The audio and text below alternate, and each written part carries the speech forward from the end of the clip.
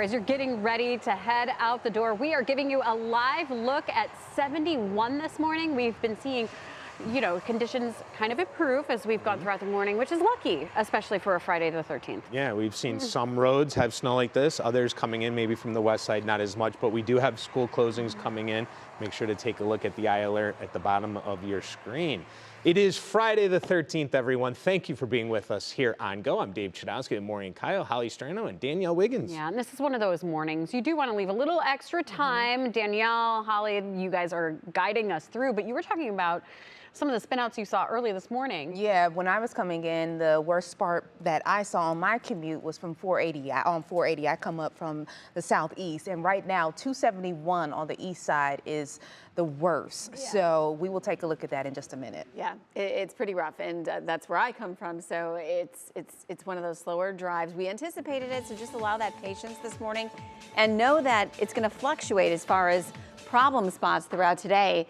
With this winter weather advisory in place, we'll see more snows develop and in different spots. This goes till 1 a.m. tomorrow unless the Weather Service decides to let that expire before. But we are seeing snows east and especially east and southeast at this point. So 271, 480, 422 along 90 into Lake County.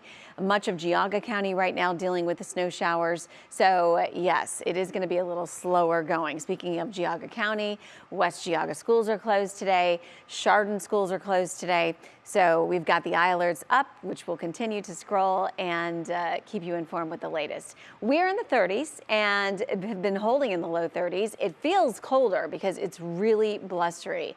Those winds are going to be with us through today too. Sustained winds 15 to 25. Wind gusts 25 to 35. Look at the wind gust downtown, for example, at 33 miles an hour. So you combine that with snow coming down, you of course get some blowing and drifting, which will also reduce visibility. But more importantly, those feel-like numbers are teens to near 20.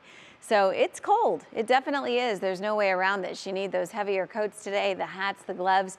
And over the next several hours, we do see those snow chances continuing even through lunchtime. So it is going to be an ongoing thing today for those of you under the advisory. If you're not, just a flurry or a snow shower possible and cold. More seasonal, I think the best way to describe it. So snow likely into the afternoon, blustery, snow likely into the early evening hours.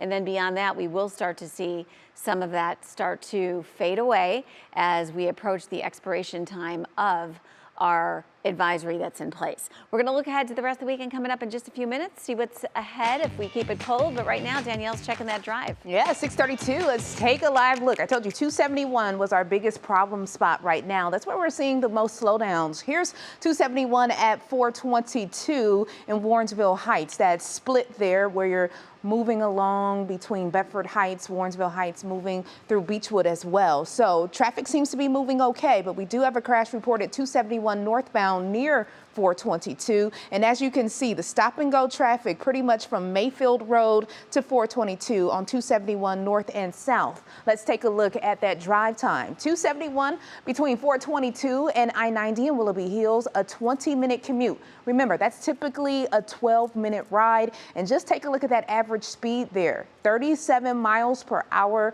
So people are really taking it slow there. Number of crashes along that corridor there. We do have reduced speeds on I-90, 50 miles per hour speed limit between State Route 44 and State Route 528 in Lake County. So please be careful as you are commuting through that region. And here's a live look around town. So again, we see that 271 at 422 camera compared to other cameras around town. Your top are pretty much to the north downtown, I-90 at 77, the one in the middle, Cleveland 480 at State Route 237 near the airport. And then to the south, you're seeing wet roads, but you're not seeing the heavy snow that we're seeing to the east. But please be careful. We are seeing a number of crashes and slowdowns this morning, Maureen. Yeah, definitely a day to leave extra time. Don't chance it.